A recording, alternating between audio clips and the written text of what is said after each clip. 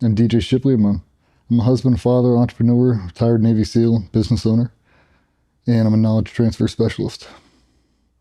Like, people always get that part confused. Like, what is a knowledge transfer specialist? Let's dive into that. Yeah, what is a knowledge transfer specialist? Yeah. It was a term we had in the team for if you're going to mentor someone or you're about to give them your personal time and attention. That this is not a lesson. It's not a PowerPoint.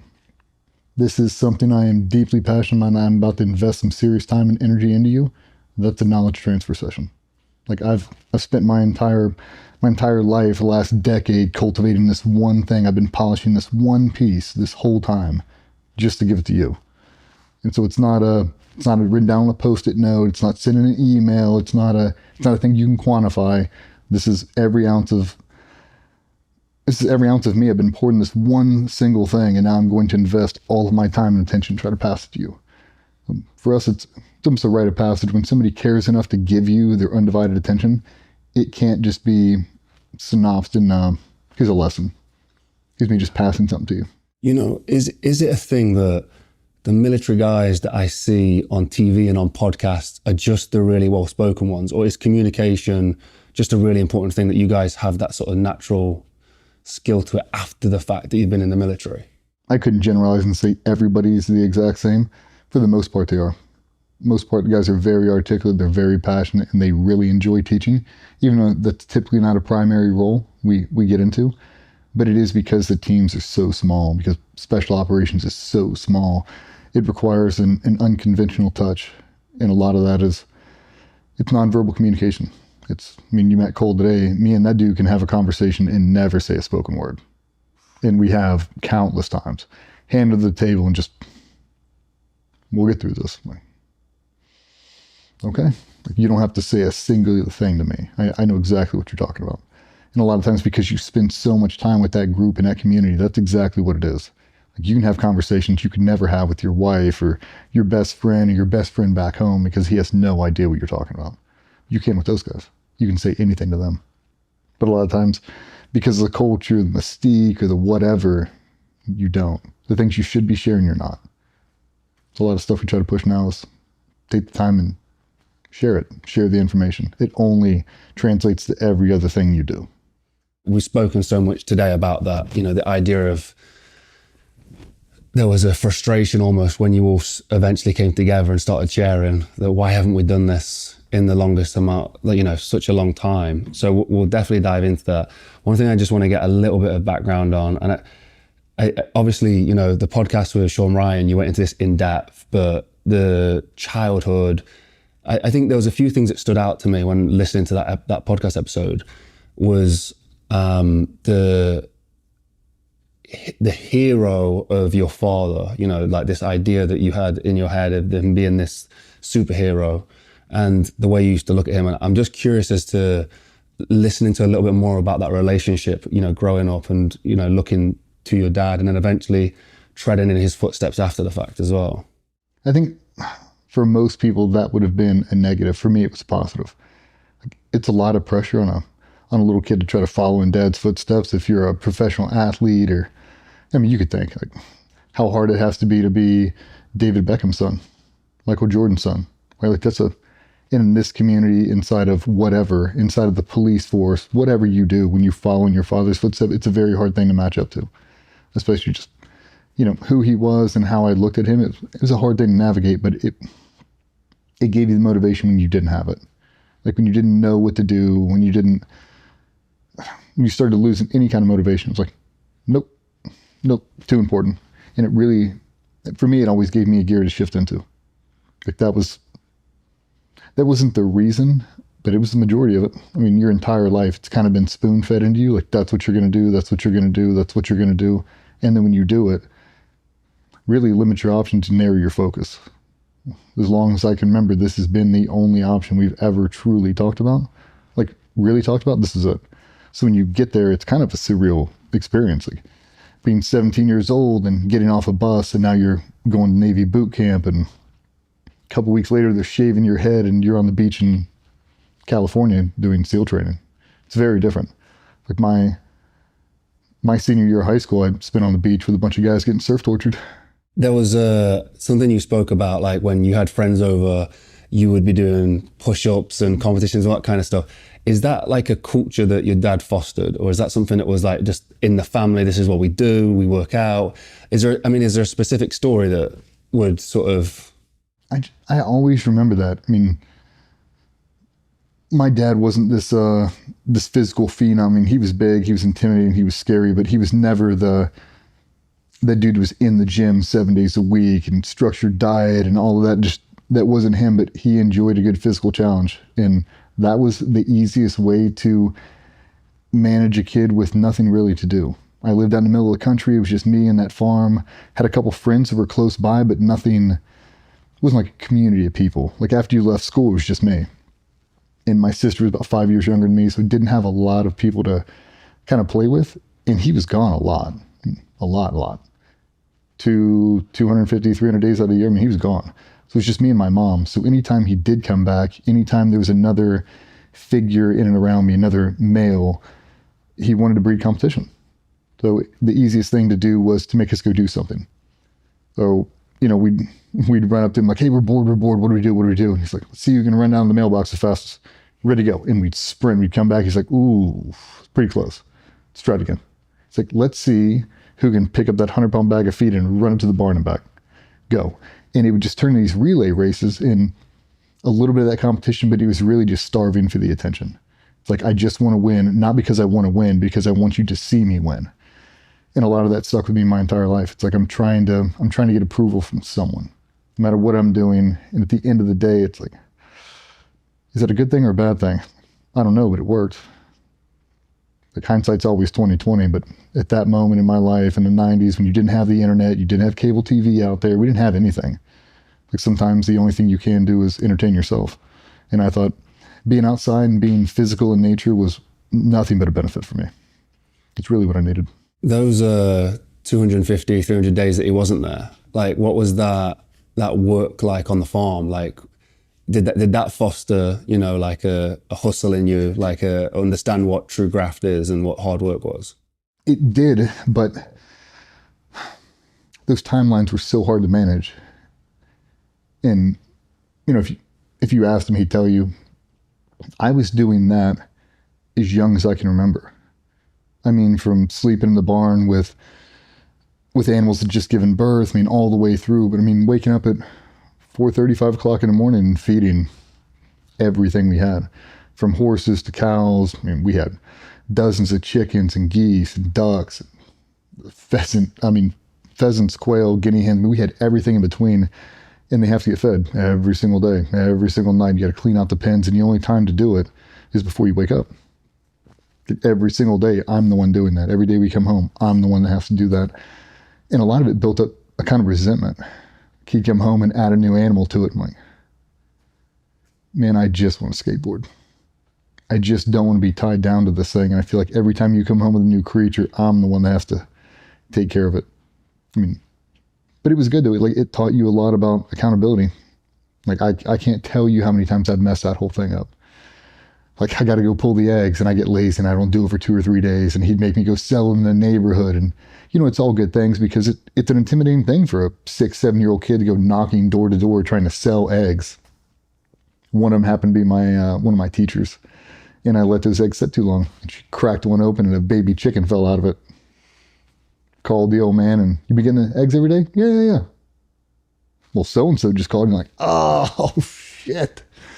Right? But it's the accountability. Like, if you don't do that, there are ramifications for everything you do. Everything I asked you to do, if you do not do it, that happens. That happens, Sean.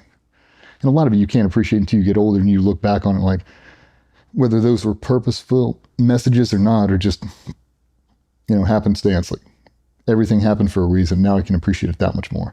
If you don't do this, this happens. You have to do this, and setting the alarm clock every single morning. You can't push it 15 minutes to the right because then you miss the bus and then your mom has to take you. Your sister's on a different timeline. All the things that have to line up. And a lot of it is just sacrifice your sleep. Like if you have to get it done, sacrifices must be made. So maybe you're not staying up till 10 o'clock. Maybe you're going to bed at 8 because you have to wake up at 4. Okay. You say you're in the middle of the country, you know, not really around any cities or anything. I mean, I had my sister who was 5, but I mean, you've seen it. Like we're kind of out in the country here. And I had a little neighborhood I'd skateboard in, but most of the kids, like, they weren't over at my house. Any free time I had, I was skateboarding. How did you find skateboarding? One of the older kids in the neighborhood. And it was one of the few things I could do in isolation with no one else there.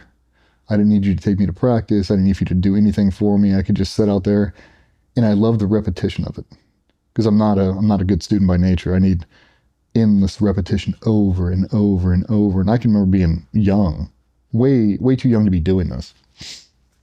And I used to watch all my favorite skaters, and I'd watch them, and I'd get a trick obsessed in my head, and I'd write it down. Like, when I do this 25 times in a row, I've got it.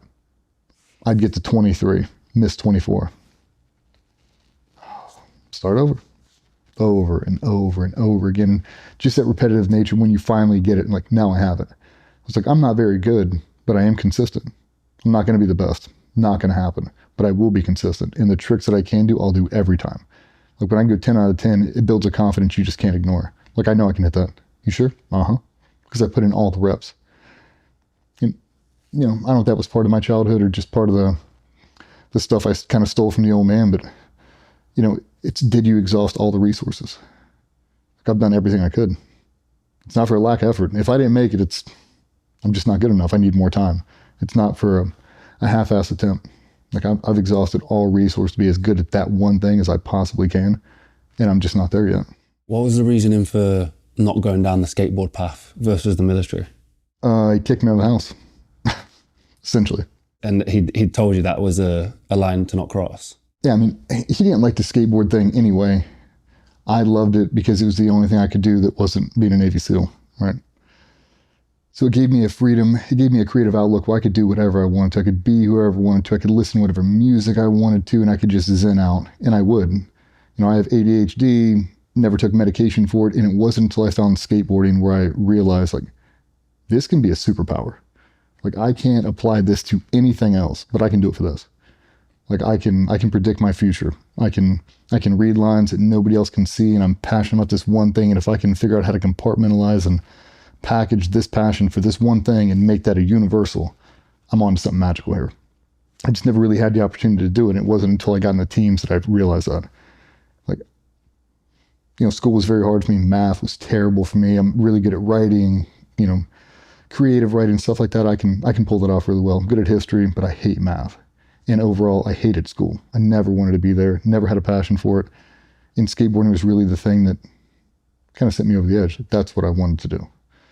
And I came home one day and we kind of got into a big blowout. I don't remember what it was. It wasn't anything. I'll put it this way, I'm 40 now and I've never had handcuffs put on me, so it couldn't have been that bad. But it was bad enough for him to go to school. And I came home and there's a stack of paperwork, and he's like, you're going to graduate high school in 2 months and you're getting out of my house. It's my junior year. The towers had just fell. I'm like, what are you talking about? He's like, I'm done. You're out. You can join the Navy. You can get a job at Home Depot. He's like, I don't care. You graduate in 2 months, you're out. Okay, I guess I'm going to be a SEAL. And he's like, I don't care what you do. You don't have to be a SEAL. So when I joined, and if you talk to anybody who was in the special operations community, I'd say 90% of them, they join with a contract guaranteeing them a slot to BUDS. Like, you're guaranteed, you graduate this, pass this test, you'll go to BUDS. I didn't have any of that. I had nothing but waivers, and there was no guarantee, and I went to boot camp on a whim. Like, it was essentially a handshake deal. Like, yeah, when I get there, take the screen test like everybody else, and you'll pass it and you'll get through. And not advised by anybody who wants to join the military. That is it's not the best way to do it. Definitely not the safe option. But I did. Graduated high school like 2 months later. And I think in that process, I kind of switched him. Because he didn't care what I did. Joined Marine Corps, joined the regular Navy. I don't care. Don't go to BUDS. Go to BUDS. I don't care. And I think about 2 weeks after that, I made the shift. I was like, well, if you're going to boot me out of here, I'll just do it now.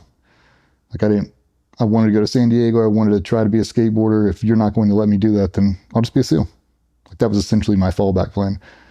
And I just started training every day. And we did the most unconventional things, but I mean, he knew how to get through it. So, I mean, we'd sit on the living room table with, he'd put weights on the end of my feet, and I'd do ankle rotations to strengthen up your ankles for finning, swimming to fin zone. Just the whole thing. Just really, really getting ready for it. And I was always kind of spiritual, not religious by any stretch, but very spiritual. And I'd do these deep meditation walks where I would just envision how cold the water was, what the sand felt like, what it sounded like. Because I've heard buds in my mind a million times. I've seen the videos, I've grown up around it, and I knew what the end state was. I just didn't know all the different actual steps I had to take to get there. I knew we went to buds, I knew all the big pieces because I've grown up in it. And a lot of that was, it was the unknown. Like, I know, but I don't know. I understand the finished article, what I want to be. I just don't know every single step to get there. And the unknown was hard for me. So when I went out to California, I was very different than most kids. I was very young. I didn't know anything. I didn't have a car. I didn't have a cell phone. I couldn't buy anything. Couldn't buy beer. Couldn't drink a beer. And I basically just sat there in that barracks room and just focused on buds. And it was not easy for me. My buds experience, as we talk about with like Cole, trauma is trauma for everybody. Difficulty is that's a personal thing. What might be ultra difficult for you might be a breeze for me. I might not stress it. I can just do it. Buds is like that for a lot of guys. Buds is like that for Cole. Professional athlete, triathlete, an amazing swimmer. He cruised through buds. I didn't. My bud story was very, very different. And if I'm being honest, if I had to go through right now in the same condition I was in 2002, they wouldn't even take me now. You have to be such a physical phenom to even get orders to buds now, that my whole trajectory would have been thrown off completely. And just by the time, the place, how young I was, how fast I healed, that's really how I had a leg up on anybody. Is I could get hurt the same way you could, and I could bounce back on Monday like it never happened. Well, a lot of guys get hurt, and they just continue getting hurt. What does a snapshot of buds look like? Like, how would you describe it? From the outside looking in, it is a normal school in the military.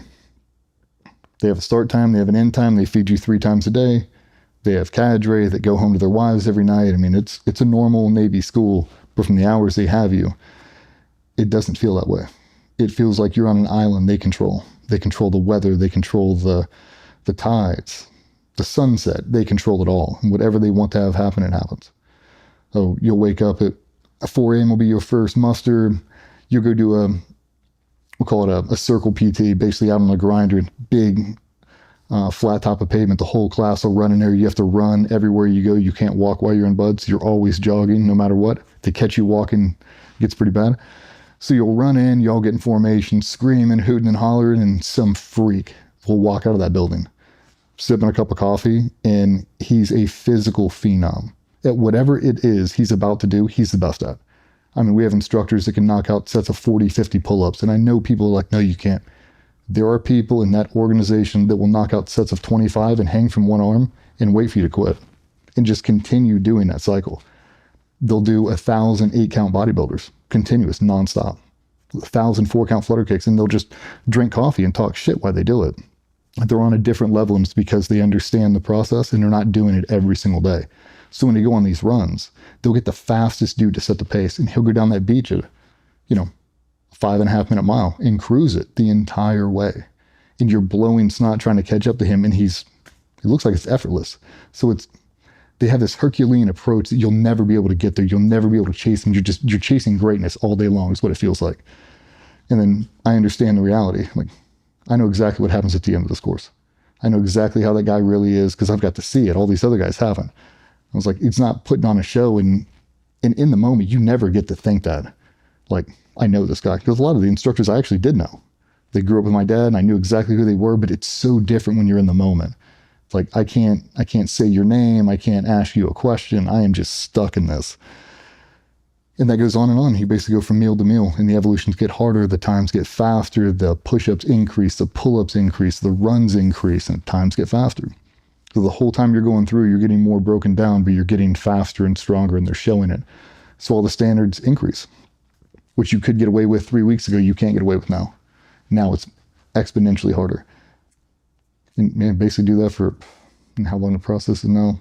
6 months, 9 months, and then follow on training after that.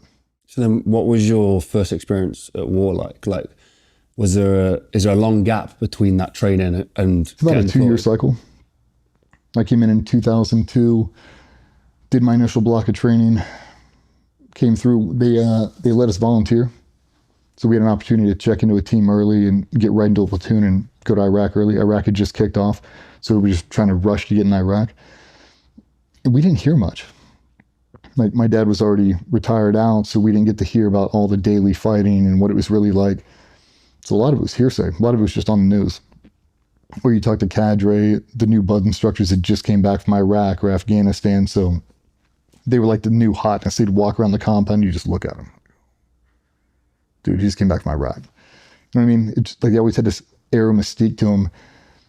And then we got there. Checking into the team was different because I knew a lot of the guys. I knew a lot of the senior guys. I'd kind of grown up with them, but I'm not connected to them. It was never a, hey, what's up? It was never like that. And they made it known. Like, some of the guys I've known my entire life. Like, gave birth, like his wife gave birth next to my mother, like really close. Never. Just kept him off to the side. And then we went to Iraq, and I felt like a fish out of water for the first couple weeks. Like, I couldn't believe it was happening because I wanted it. Like, I wanted to go to Iraq so bad. I wanted to go to Afghanistan. I wanted to get into a fight. And then when you got there, I felt so immature, and not immature like maturity wise, but immature in life.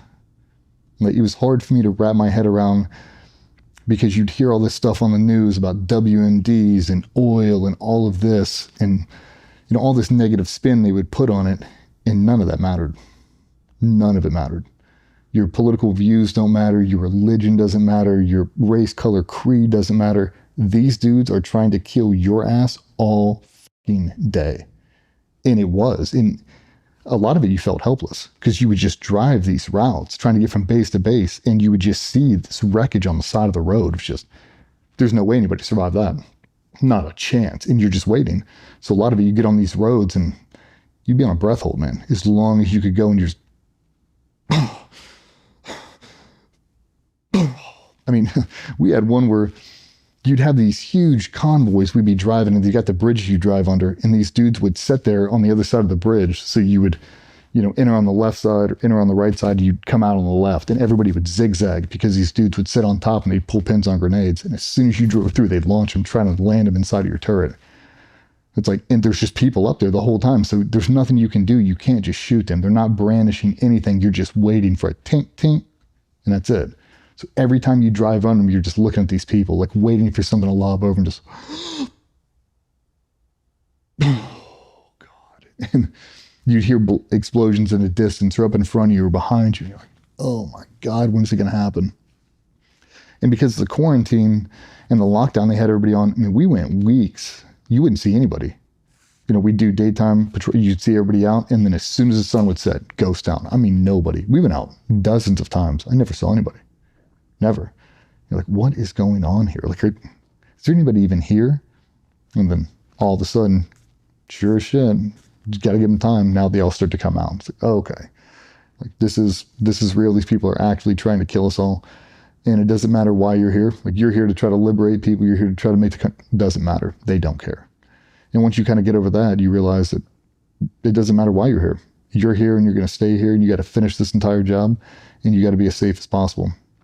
I think for me, that trip to 2005, you know, we lost the guys in Afghanistan, and that was a huge culture shock. That was probably the dose of reality that everybody needed, that it doesn't matter how fancy you are, how strong you are, how good you can shoot, how elite your team is.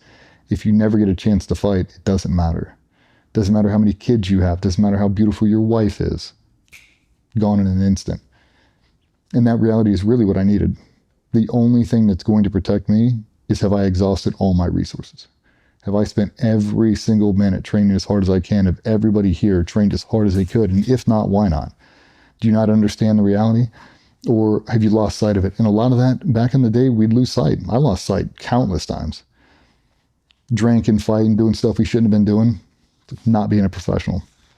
It takes a couple times of really, really close calls or being jammed up in a bad situation and barely coming out of it to realign your focus. These are real bullets, man. Those are real grenades, and those are real people that are trying to kill you. And if you are just not better than they are, they're going to get you. And a lot of the times, it doesn't even matter. You understand it's a timing thing. And you can have the best tactic in the world, the most trained dude in the world. And if you're looking that way, and when that dude comes out of that door, doesn't matter how good you are. You'll never see him coming. A lot of it, you don't want to chalk it up to fate, but a lot of it is. A lot of it you can't control. If you spend your whole time obsessing over that, it really, to me, it weeds down your confidence. It's like, I've exhausted everything I can. And if my plane gets shot down, my plane gets shot down. There's nothing I can do about that. I can't fly the plane too. Can't do it all. But have we exhausted all our resources to take out all the variables we can? Yeah. Are we all as trained as we can be? Yeah. Am I physically fit? Yeah. Am I mentally in tune with everything around me? Yes. Can't do anything more than that. Let's go. I feel like the more and more you do it, the more confidence you build after a while, but it takes a little bit. I want to dive into the obsession you developed in a second, like of just the details and being so specific. But just whilst we're on this point, was there a moment when you were first deployed, not knowing what to expect, and then at some point realizing like, oh shit, this is real, like this is really real? Was there a specific moment that stands out to you? In Iraq, right off the very beginning, just the way they flew into country was one of the scariest things I've ever been a part of. I mean, they were yanking and banking. I mean, flares were going off, and it was just part of the protocol back then. But I'd never seen anything like that. And nobody in that entire group that deployed with us had ever been to Iraq. And whether they wanted to admit it or not, they've never seen anything like that either. It was scary as shit. I mean, we were an hour out. They're breaking open all the boxes, body armor, nods are going on. I mean, I thought we were going to land like we just dropped a landing craft on, Normandy. Like I thought we were going. And nope, backed all our trucks off. We're on a base. Okay. And it wasn't until you started to see the aftermath. Like you've been there for 24 hours and you hear about Marine Division so-and-so and this group getting blown up. And, they're always calling for O-negative blood every hour on the hour. And you're like, what's up with all the O-negative blood? And like, universal donor. I'm a universal donor. I'm just over there farming out blood this whole time. It's like, because everybody's getting blown up. It's like, it's just not happening to us. We're just missing it over and over and over again. It's like, are we just that good? Are we just that lucky? And back in the day, you didn't know the difference. Like, are we just so trained these guys just don't want to mess with us? And that's what a lot of guys would tell ourselves. That we just look aggressive, so they're not messing with us. That's not the truth. That's not the truth at all. They don't care who you are. It's just a timing thing. They're just waiting for the next vehicle. And we're never that next vehicle. We just missed it. And then when the helo got shot down in Afghanistan, that really was a reality check that it doesn't matter. The dudes who were on that helicopter, guys who were on the ground, were so good, so trained, so experienced, and it did not matter. The pilots, you couldn't have picked better pilots on Earth. I mean, they were the best pilots that have ever flown aircraft. They just are. Still got shot out of the sky. Doesn't matter. Like when you take that away, you take out that blanket of, like you show them that blanket of vulnerability, like you're not invincible, dude. You are not. That patch, that flag you have on means shit. Nothing. It's not going to protect you. It will not. The only thing that's going to protect you is timing. Control the variables all you want to. If they shoot you out of the sky, it doesn't matter how tough you are on the way down. It's like, well, what do we do? Control things you can't control. Like I control my output. I control my work effort. Like I can put as much in this as humanly possible, and I can tell you I'll go the entire way. But if they never give me the opportunity, it's like, that's really what I struggled with is, what if I never get the opportunity to fight? What if I get blown up? I wake up, both my legs are gone, both my arms are gone. Like I'm 19 years old. What? I don't want this to happen. That was my big fear, is that I'd get crushed. I'd get blown up, I'd get killed, and I'd never have a chance. It's like, I don't want that. As a 19-year-old, your fear was that you couldn't prove yourself, and so like something would happen before you could have proved yourself. Exactly. And I'd be some random new guy, some 19-year-old Navy SEAL, and flash on the screen and be gone. Like, it's not how I want to go out. It's not how I want to. Like, give me something. I want some experience. I do want to fight. I do want to do this for my entire career. And I think most of the guys would say that. Like everybody wanted to deploy. I mean, so this is interesting to me because I've not had this conversation before. So then after fighting for the first time, or, having that first substantial fight, was there a relief? I talked to this not too long ago. Somebody asked, how did you feel after your first engagement with the enemy? Like the first time you were getting shot at and returning fire and doing the whole thing. And I said it was a sign of relief. It was like, oh, thank you, God, that's out of the way. just like get into a fist fight. Just punch me in the face so we can get this whole thing started. Like I'm all about being on the offensive, but I want to get into a real fight. Like, let's really go. And when it happened, I think for one, it confirmed a lot of the training you were doing was actually going to work. Built a little bit of confidence in the group and confidence that I can actually pull this off. Like, that dude has been training for months to kill me. He should have, and he didn't. Okay, well, once we chalk it up to luck, let's see what happens 2, 3, 4, 5, over and over and over. Like, I'm still successful. Okay, like, we might be onto something here. Like, this might actually be working. And you start to get in behind the deeper layers of it, really obsessing over the craft and really getting into it. And it's like, well, how do I buy down as much risk as possible? You live it. Become that method actor. Become Daniel Day-Lewis. Like, really, really immerse yourself in it. Really, really live it all day, every day. And you won't know the difference between training and reality. It's like, now your training becomes so realistic, it ingrains in you. Like, not to make it super weird, but I mean, that's a lot of what it is. You'll see guys in training that there is zero difference. If you were to record them, they don't know it in wherever on a training mission. Flash forward to Afghanistan, the exact same scenario, you'd have no idea where they are.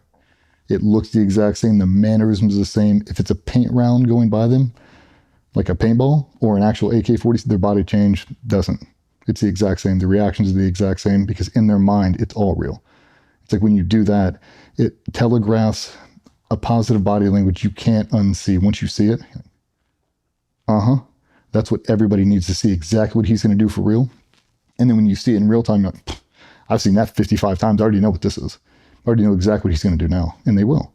And you can start to predict the future. How best can I support him? Where can I move to be at that angle? Where can I do this? Where can I do that? Because now I can read exactly what you're thinking, because all our training is the exact same.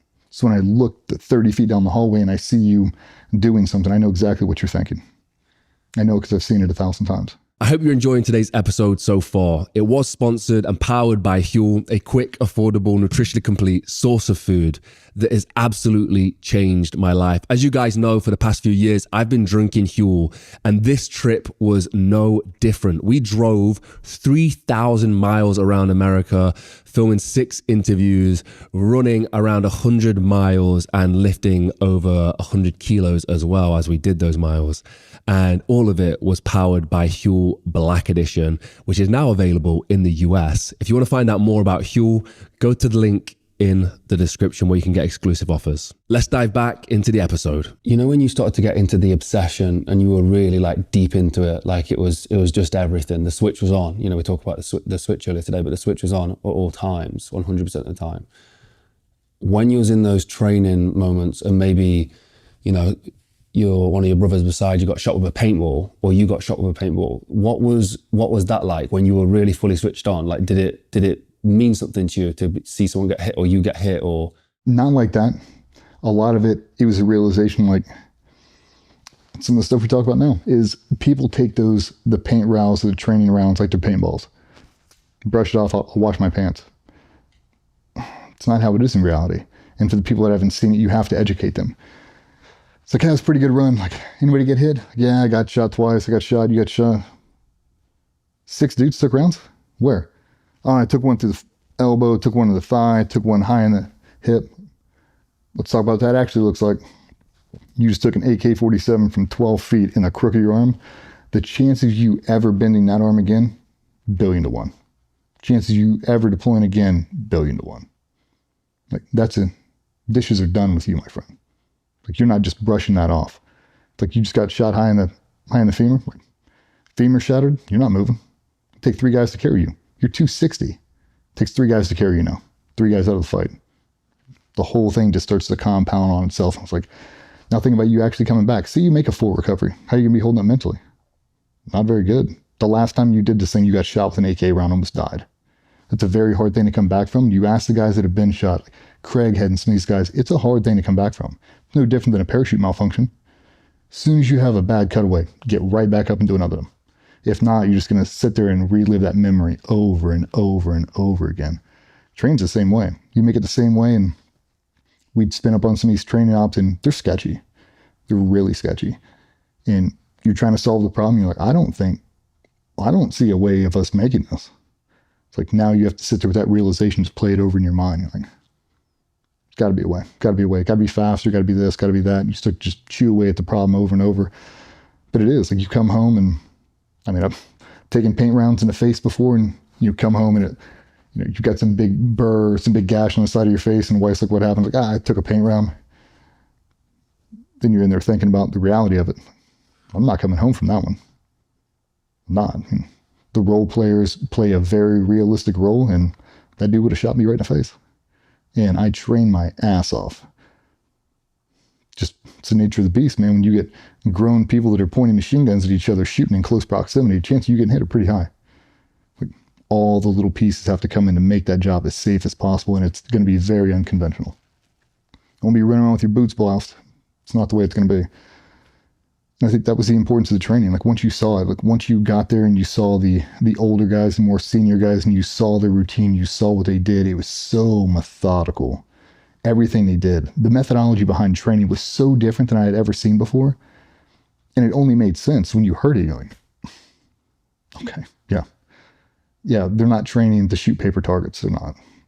They're taking in all the environmentals of who that person is, how many kids they have. It really did. It became hunting is what it became. And it's like, you have to treat it like it's the most dangerous game you'll ever play, because it is.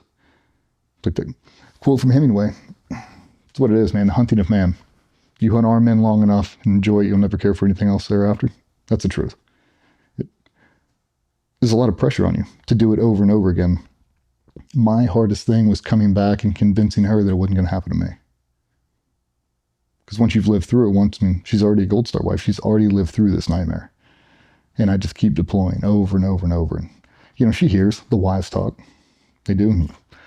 That's some of the downfall of it, is one of your buddies will come home and they'll share with his wife some super close call.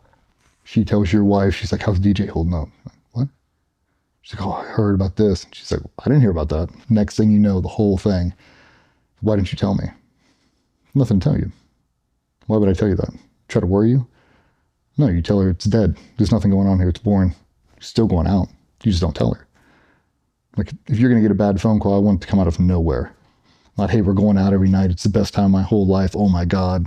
Because then she's expecting it. Dead. Bad weather. We're not doing anything. Blah, blah, blah. Still lose bad internet connection. That's what most guys do. That's what I did. Okay, I'm not going to talk to you for a couple of days. Satellite's shit here. So if you don't hear it, don't worry about it. It's not the reality. Just what you tell them, so you don't have to have this weird conversation on the phone trying to talk them off a ledge. Because it's nerve-wracking for them. Would you say that kind of thing, like, it's bad communications when you knew you was doing tougher stuff? Mm-hmm. Yeah, if you got on a run where you think you were going out every day and it's like progressively getting more dangerous and more dangerous, don't tell them that. They don't need to know that. I mean, you're supposed to not communicate anyway, but that's just not reality. I mean, if you're going to be out working, you tell them, like, I'm going to be gone for a couple of days working. You genuinely just don't share that information because you don't want them stressed out. They got to manage the house. They've got kids. They got jobs. They got other commitments. And the last thing they need is to spend 23 hours a day focused on you. Like, you're a million miles away. But it's hard, though, especially when you do want to talk or when you can't talk. Some of the stuff you want to talk about, you can't share with the boys. Who are you going to share it with? Nobody. You just isolating. It's never a good recipe. So, I mean, the first adjustment back to civilian life, like when you came back, had the obsession with the safety element of, trying to stay safe, doing absolutely everything that you could in your training, had that kicked in after the first deployment? No. So that took a few. So what was your first experience coming back to civilian life? I got a speeding ticket within my first 30 minutes of being home. I pulled out of the team. I took a left. We were all going to go. I didn't drink I used to drink Corona back in the day on a fake ID. And all I wanted was a Corona with the boys at a certain bar we have down the road. I was like, that's all I want.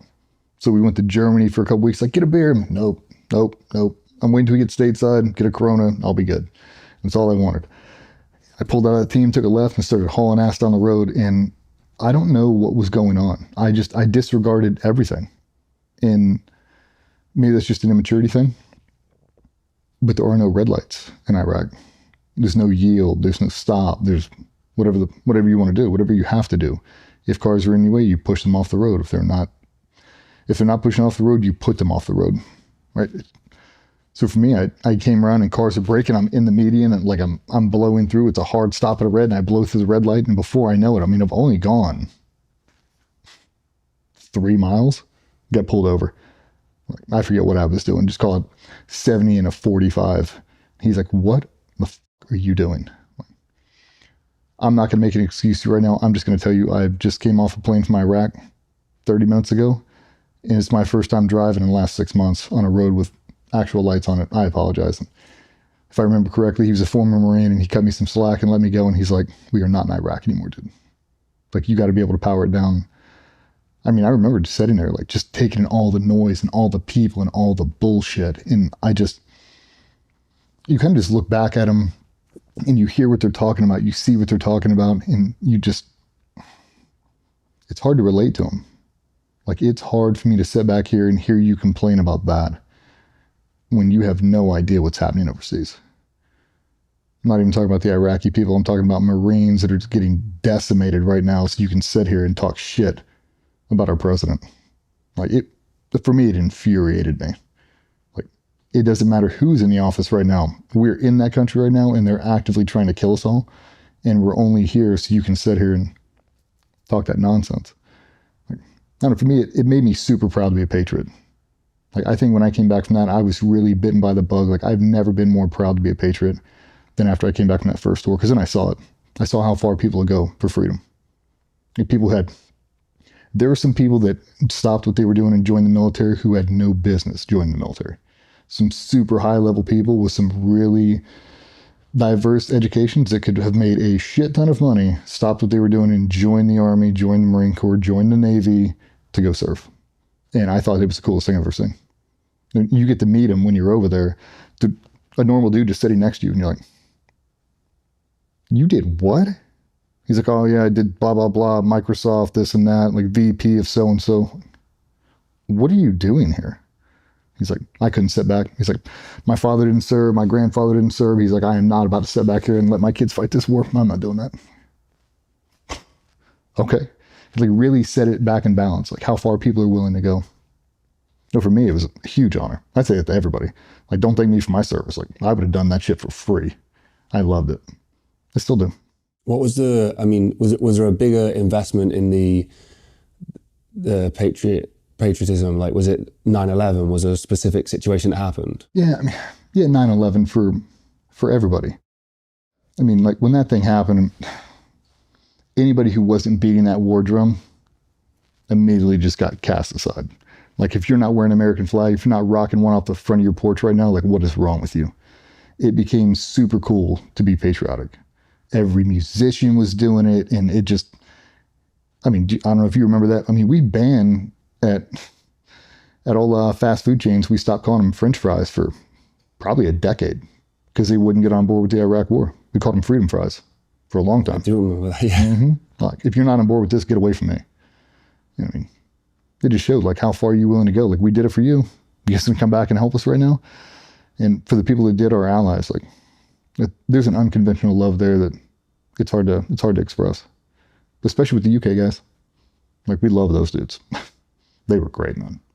So it was cool. It was interesting. Yeah, a huge amount of patriotism after that first pump.